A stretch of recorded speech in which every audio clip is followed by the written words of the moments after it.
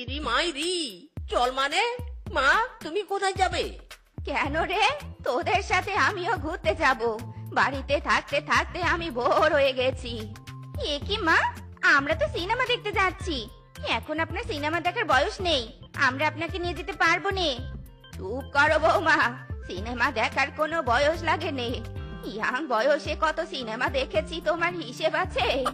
দেখুন মা, আমরা সিনেমা দেখবো, মার্কেট করব, রেস্টুরেন্টে যাব, আপনি এত আটতে পারবেন নে। স্বামী, চলো তো চলো, আমরা ঘুরতে যাই।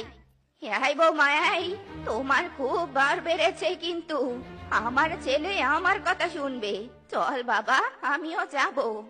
जब तक बेटा मम्मी बोले तब तक बेटा तेरा है, अब तेरा बेटा डार्लिंग बोले अब तेरा बेटा मेरा है।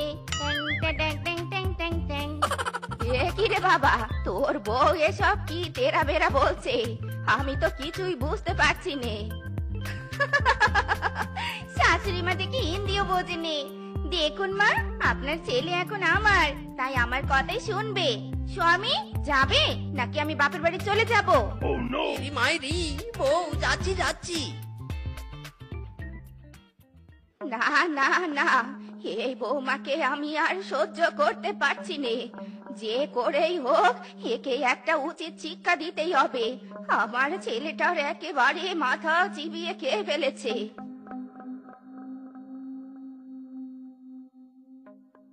বাবা, রেশমা দিদি, তোমার ছেলের বউ তো হেবি সুন্দরী।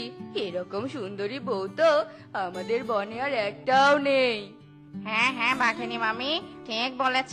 মিসকের বউয়ের রূপ দেখে তো আমার চোখ ছানাপাড়া হয়ে গেল। শিয়ালিনীর চোখ একদম হরিণের চোখের মতো টানা টানা। আহা, হয়েছে হয়েছে, থাম তোরা। বাঘিনী, তুই কি ভুলে গিয়েছিস নাকি ইয়াং থাকতে আমার সৌন্দর্যের কথা?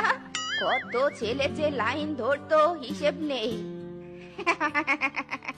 রেশমা মাসি, তাই নাকি? কই, আগে তো কারো কাছে এই গল্প শুনিনি। শুনবি কি করে?